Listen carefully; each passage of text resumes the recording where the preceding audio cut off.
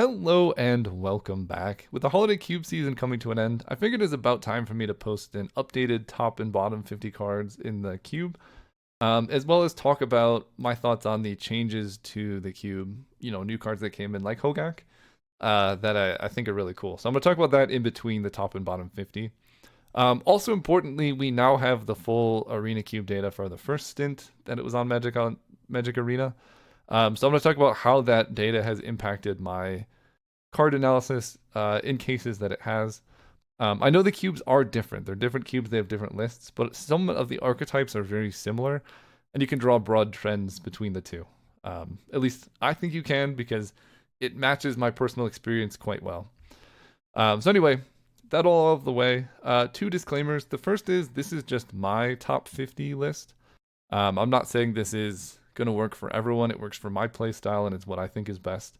And if you have a different top 50, that's great. That's the beauty of Cube. People evaluate cards differently. And then the second disclaimer is these lists aren't in any particular order. They're just sorted alphabetically. So, I just don't care whether, Mana Crypt or Soul Ring or Black Lotus are a better first pick. They're all great. So, each category is roughly, all similarly equal. I'm kind of happy to take. And I'm not going to talk too much about cards that are going to be on the top 50 forever. I'm not going to talk about Time Walk. If you want to see me talk about every single card, go watch some of my older top 50 videos. But this is just going to talk about the differences. All right, that out of the way. First difference, I think before I had just forgotten Orcish Bowmasters and Ajani. They're both incredible. They deserve to be in super good first pick. Take them, win the game cards. I've demoted Minsc and Boo a little bit. This was mostly driven by the Arena Powered Cube, where Minsc and Boo had a slightly lower win rate than I would have expected. I think it's just because it had green in it. So, instead of taking it over a Mox, I'll probably take a Mox over Minsc and Boo, or depending on how I'm feeling on the day, take one or the other. It's still an incredible, windmill slam dunk first pick card, but just not. I think Fourth Earlingus is much better than Minsc and Boo. I've demoted Ancestral Recall, and this is more of a general trend of me removing blue from my top 50. I before had been putting blue in the top 50 not because I thought it was good, but because I had felt like other people were winning with it, so I should put it in there. Just because it might be good, but I just decided to stop caring and just put what my top 50 is in. And also, the Arena Powered Cube data came out and suggested I think people playing blue aren't winning as much with the blue cards as they think they are. So we've got a couple graphs, and I'm actually going to make a video going in depth on blue because there's so much data to dig through that I can't cover it in this short overview video. These are some community posts that I've been making, but this is a graph of the average win rate as a function of number of counterspells in your deck. 0 counterspells had the same win rate as about 6.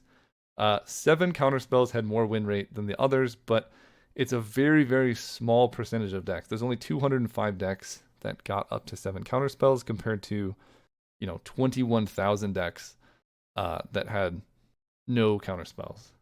So basically, counterspells, by and large, have a net negative to your deck unless you play a super dedicated control deck. I'll talk about this. You can go on the data. These are dedicated control decks, essentially, that had a modest win rate. But the odds of this coming together is so low. This is less than 1% of all decks. And if we look at another graph, this is a plot of the average win rate of a deck as a function of how many non-counterspell blue cards are in the deck. And you can see 0 non-blue counterspells has an average win rate of 52.5%, compared to playing 1 non-counterspell blue card, which almost always was splashing Ancestral or Time Walk. That one's 48%, and then 2+ means you're actually playing blue. And that is a significant drop to your win rate. And playing this 0.52, so the average win rate across all decks was 48%, or 47.8. because it's basically because of the way Arena's best of one format works. The winning decks play more games. The average game win rate is 50%, so the average deck win rate is below 50% because the winning decks accumulate more of the wins. You know, I'm not. We'll go into it if you want to like explain more. We'll go into it anyway. The average is 47.8% wins. So playing 0 blue cards in your deck gets your win rate up to 52%. That's as much of a boost as getting 2 pieces of power in your deck.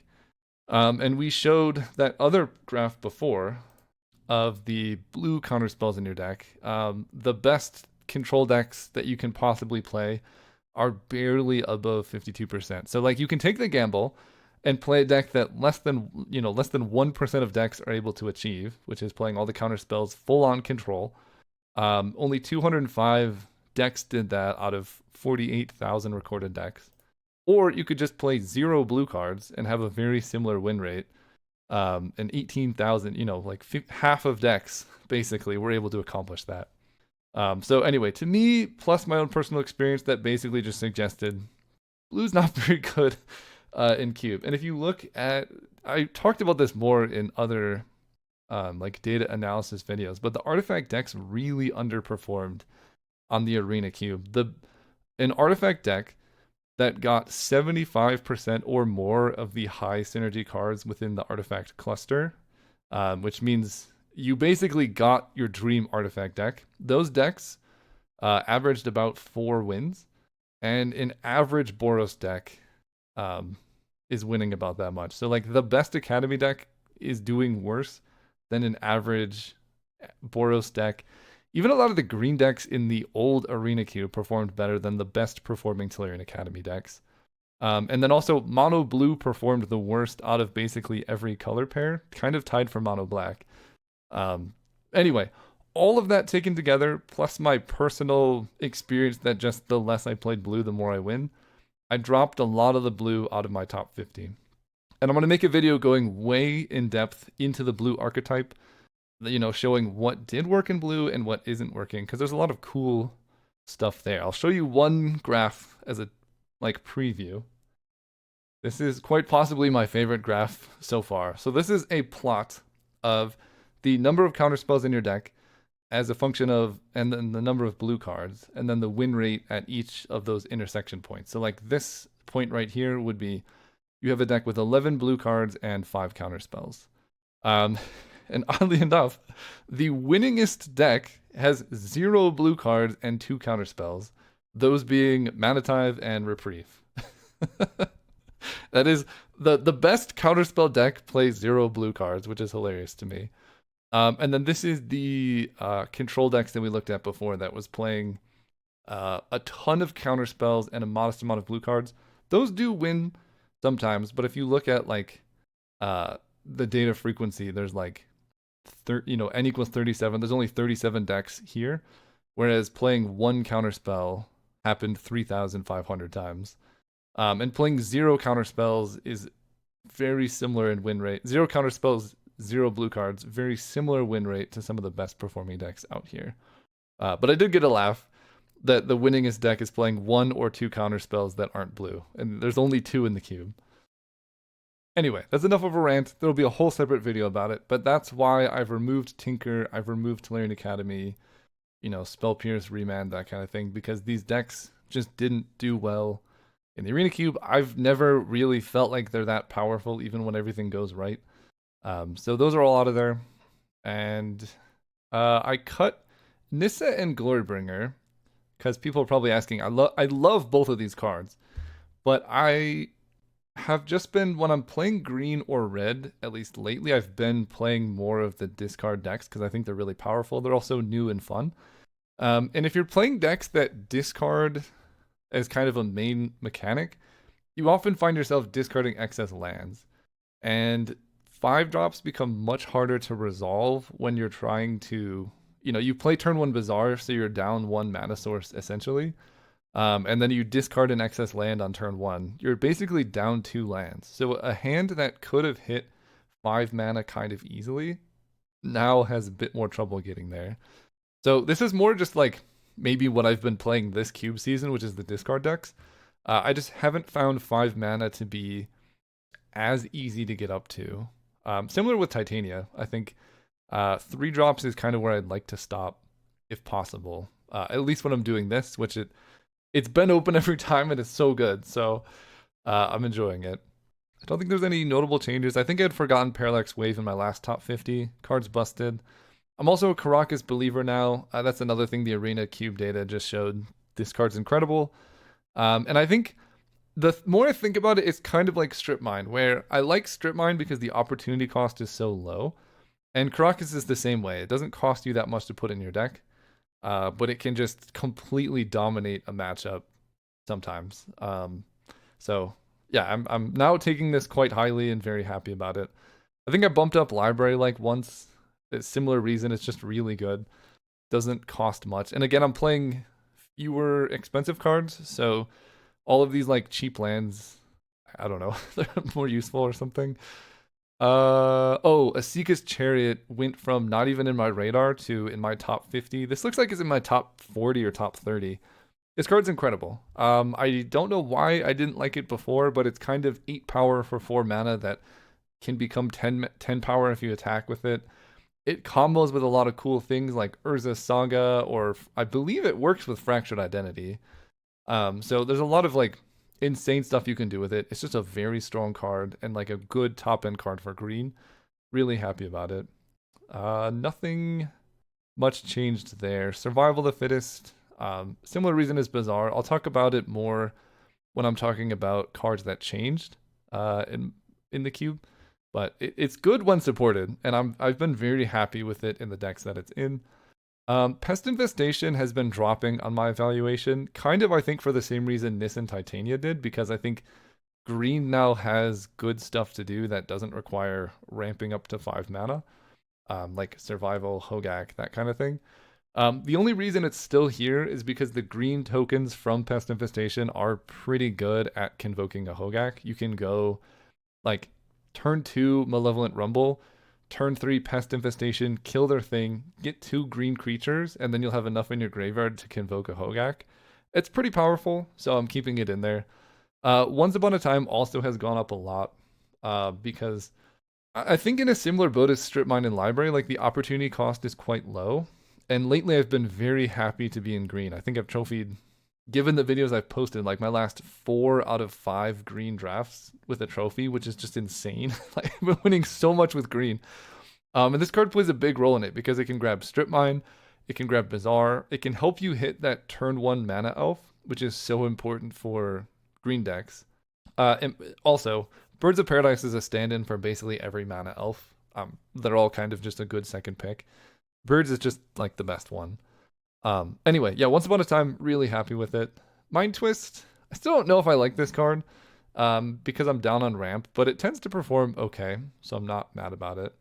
I've actually added Force of Will into my top 50, even though I've dropped blue, because there are a few cards that I'm like kind of happy to go into blue for, and I think Force of Will is objectively an incredibly strong effect. The only issue I have with Force of Will is it requires putting blue cards in your deck, but I think like Force of Will and Daze is also really, really good. It costs 0 mana. So the opportunity cost is quite low. So I will be moderately happy to put blue in my deck for like Daze, Force of Will, Fractured Identity. Spell Pierce is also like probably number 51 on my top 50. So that one's right there. But all the cheap blue counter spells, I'm more happy with. It's why I like Mana Tithe so much. It costs 1. Daze is like Mana Tithe that costs 0, which is so incredibly good. But I don't end up in blue that often, so I pick it up mid-draft, because if I see like a 4th pick Force of Will, maybe blue's open. I can get a couple of the good blue cards, ignore the bad ones, and be, do okay. And lastly, I think that covered everything. Titania I've dropped just because she's a bit situational. I think she's really, really good if you have a Strip Mine, or you have like 3 fetches. The problem I realized is she's a 5-drop that if you don't have the right situation for her, she's going to be kind of bad. So I've dropped her because I think, if you're going to play a 5-drop, play a Glorybringer, play a Nissa. But if you do have Strip Mine or Wasteland or a bunch of fetches, Titania becomes incredible. But you can't first pick her and kind of assume that's going to happen. So I've dropped her. I don't know why I dropped Ancient Tomb. It's probably good. I just haven't been playing it or taking it. Maybe because the cube is so aggressive and creature oriented, the damage matters. I don't have a good explanation. I just had to cut something from the top 50 in this. I haven't played it in like 15 drafts, so something's going on there. So, most of the changes to the Magic Online Vintage Cube are centered around supporting the discard archetype, which I've had so much fun with, and I think it gives green something to do that helps it compete with the other decks. Survival gives it like the best card advantage engine slash card selection almost ever printed. It's just like a one card win condition. When supported, this card had been in the cube for a while and not supported, and it's really sad, but you don't need that much to support it. So I'm putting these three in like fantastic tier. I think these should just be like evergreen cards in the vintage cube, if I had my say anyway, because they're so good. Of these three, I think Hogak Survival are the two best. Bazaar is harder to make work, but also just so like it's so iconic in vintage that it seems like worth supporting. And then this category, I would say this is like cards you would need like at least this much to make these cards worth running. I think Squee. Let's change that art for Squee. I don't like this dude. Yeah, the OG Squee. Squee and Master of Death are very important. I think Anger is also super important, so you can get like a hasty Hogak. Just that is probably enough with Survival. If you have one Squee in your deck, you could just get one creature every single turn. And it's not just a random creature, it's tutor the best creature you could want. And then you discard Squee, get something. Next turn you get Squee back, discard it, get something. It's very powerful. Cedar Wayfinder and Town Greeter are very helpful for Hogak. I think if Hogak is in the cube, at least one of these is almost mandatory. You don't necessarily need both, but having both would be great. Genuinely, the only reason I have Cedar Wayfinder above Town Greeter is this has more text that doesn't matter for the cube. And this is also easier to like use with the Magic Online interface because this is reveal and pick, this is mill, and then get one back. Yeah, anyway, the green Root Walla is a lot better than the red Root Walla, specifically because this can convoke a Hogak for like its colored cost. So if we needed to, I don't love the Root Wallas necessarily, but I think the green one's much better just because it can convoke a Hogak. So if we cut one, I wouldn't be that mad about it. I think Marauding Mako is sweet. It is very specific, like you kind of need Bazaar or Survival for it to pop off, but I have popped off with it. I loved it.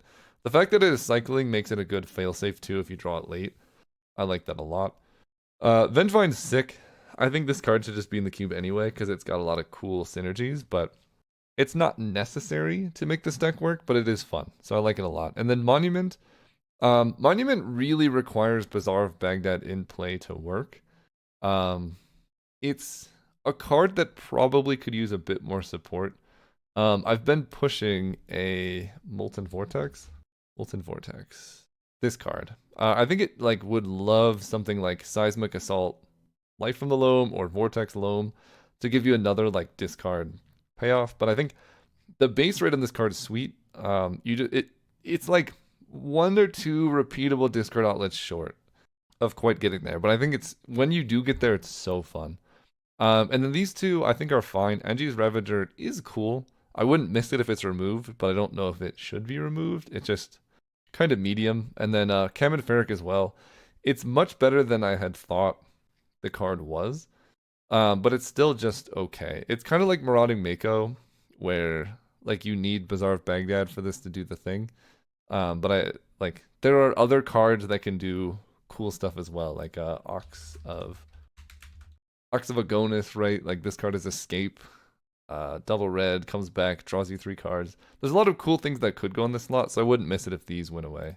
But overall, I love this change to the cube, and it was a ton of fun. I hope we keep this in some effect, because it doesn't take that many cards to support this archetype. Like the core is 13, 16 cards, and one, 2, 3. At least 3 of them were already in the cube, so it really only takes 13 cards to support this archetype. It's not bad.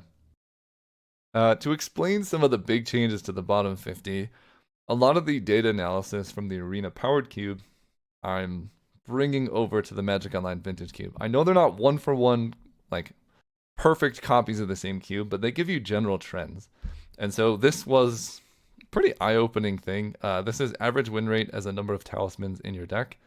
It is like a perfect correlation. The more talismans you play, the lower your win rate is. I've never been excited about the talismans anyway. So yeah, they make up a significant portion of my bottom 50 here. So I'm putting all of the talismans in virtually worthless, except for specifically the blue-red and the blue-white talisman, because those tend to be the artifact colors. Now, the data showed the artifact decks also performed worse the more talismans they had, but at least these are like supporting an archetype, whereas these like green red, green black, none of these color pairings need a talisman anyway. So in the virtually worthless category, I have these 8 talismans, and then these 2 are an underwhelming. I think they're quite bad, but at least they're like archetype cards instead of just being random ramp for colors that don't need it. Yeah, the data is pretty clear. Talismans suck. So there's that. I've added the Endstone to virtually worthless. It's just not a good card. It's like, if it costed 3, maybe it would be okay. It's fun though, so I could see keeping it. Like, I want to get across, you can keep cards that are bad because they're fun, but I think they need to be fun for that to work, right? They need to be able to come together sometimes. And again, this is just my list. Might be different than other people's. I think I differ from on many people on VV Orniter. I've tried this card many times, and it's a lot of work to basically make a Coalition Relic. Like, if you can enable it, you get like 4 mana, but you spent 3. It's fine. But I'm putting it in underwhelming because I'm never happy to take this card. I'm actually Candelabra still in virtually worthless, but it's no longer my most hated card in the cube. My most hated card in the cube is Earthbender Ascension because I tried this card and it just doesn't do anything. It's like 3 mana for half of a Cultivate, and then you Earthbend 2, so you get a 2/2 creature, and then you need to, after you've spent 3 mana, play 3 more lands to be able to start growing your team. I don't know. I hate the card. So this is like my least favorite card in the cube, along with Tifa Lockhart. I feel like this is a myth. Like, it doesn't. You need so many things to go right for this to work, and your opponent can just have a lightning bolt, any removal spell, and it's over. So those are like the really bad cards. The trap archetype, the Zurin Orb, Vampire Hexmage, Thespian Stage, Dark Depths, Crop Rotation type deck is just bad. It's pretty bad. Baloth Prime Zurin Orb also pretty bad, but Zurin Orb is fun, and Baloth Prime can be fun. So I'm not saying these should be cut. I'm just saying it's not good. Like, anytime you're drafting a lands deck, you're 99% of the time just better off just playing good cards and then having like a slight sub theme. I think Ice Till Explorer is perfect for the archetype because it's just good. You don't need to be playing a land synergy for like play 2 fetches from my graveyard every turn to be awesome. If you happen to have a strip mine, great, you win the game. You don't need to be playing like a card that does nothing to get value out of them. So I think they're bad. I think they're fun, so maybe worth keeping. Channel also is a trap. It's literally just Emrakul really in the cube now, and Channel was already suspicious, so I don't know. I basically would never take this card. Epicure, even in the discard decks, which I played a lot, this card didn't feel quite worthwhile. That's just kind of underwhelming. There's a lot more cool things you could add to support the discard deck than this. And then what else did I add? Sundering Eruption. This card's not bad. It's just kind of like Yavimaya and Urborg. Like, the cost of putting it in your deck is so low, but the benefit is also quite low. And I think the aggro decks tend to be the strongest decks anyway, so I don't know if they need something like this. And I've also put Arena of Glory here because many of the red creatures already have haste. It's a cool card. I don't think it's bad, but it's just pretty low impact most of the time, where I just don't like it that much. And then same with Agatha's Soul Cauldron. It's like a sideboard graveyard hate card most of the time. I did try and do a VV Agatha's deck, but it's not. You can't do it in draft, basically. Like maybe one person has. And then these have all been the same. A couple cards that improved. Wind of the Reliquary got a lot of better with Bazaar of Baghdad, Survival of the Fittest. With Survival, you can fill your graveyard, so this gets huge. And with Bazaar, you tend to want to be green-black, and being able to tutor up a Bazaar is okay. It's not a good card, but it's fine. Tursa also, there's a discard theme now, so like, this is kind of what I want my discard cards to be doing, not necessarily Voldaren Epicure, but maybe they're both fine. Tarmogoyf, again, basically the same as white. There's like a discard matters theme in green now, so it's much easier to fill your graveyard. Evora has a home. Evora is actually awesome now. I like Evora a lot. Like you play Evora, you activate Bazaar, you have a 4 power creature, you hit, you get 5, activate both of her blood tokens. She's up to like 7 power on turn 2. Doomsday got a lot better, I think, with Bazaar too, because it helps you dig through your deck, find things. It's also just fine. I don't know. I'm not going to play it that much, but it is, of all the combos, this is basically a 1-card combo. I like a 1-card combo. Enduring Innocence is fine. It was in like my bottom 50, and now it's in like my bottom 55. So same with Descendant of Storms, and then Crabomination. Yeah, I don't know. It wasn't a huge change either way. Hey, real quick, sorry for the interruption, but I just want to let you know that the game that I've been working on for about the last year now is on Steam and it's ready for wish lists. And we will be opening it up for public play testing within a month or two once we get the tutorial and everything ready. So it's a deck building roguelike card game that the goal of this game was to try and give you a Storm-like experience, like you're drafting a Storm deck, but in a self-contained roguelike game, and add a bunch of improvements, make it single player, that kind of thing. So it's a lot of fun. And there's some improvements for those who've been following the project that I'm very excited about. We made the card frames look better. Really happy with how these look. And the way the game works is you play cards in links. Instead of having like a mana system, you just play cards in like sequences, groups, or sets. And then the size of the number determines how big of a link the card needs to be playing. So like if it's a 3, you have to have at least 3 cards in the link with it in order to be able to play it. So it's really nice where you can't really get mana flooded or screwed because there's no mana in the game, but it's this nice puzzly aspect of how can I play these big cards, little cards, things like that. And there's a bunch of other things, like you face bosses that challenge you. There's like a drafting mechanic, trashing mechanic, aspects, and things like that. Really happy about all that, but the thing I'm most excited about is the way you level up. We have a sort of Balatro-like combo system where you can put cards in your deck that give you combo, and then your knowledge times wisdom is essentially gives you the giant score, and that determines your level. And the level up is not cumulative, so you just have to hit bigger and bigger combos every single turn to continue leveling it up. So it's just this really nice puzzly game of how do I play my cards in sequences and links, you know, get the right numbers to make these work, and then how do I take care of bosses, how do I grow my deck, how do I get better relics, but then you're also constantly trying to build bigger combos to level up to increase your max hand size, deal damage to bosses more, max HP, and things like that. So if any of that sounds good to you at all, go check out Azoth on Steam, link in the description.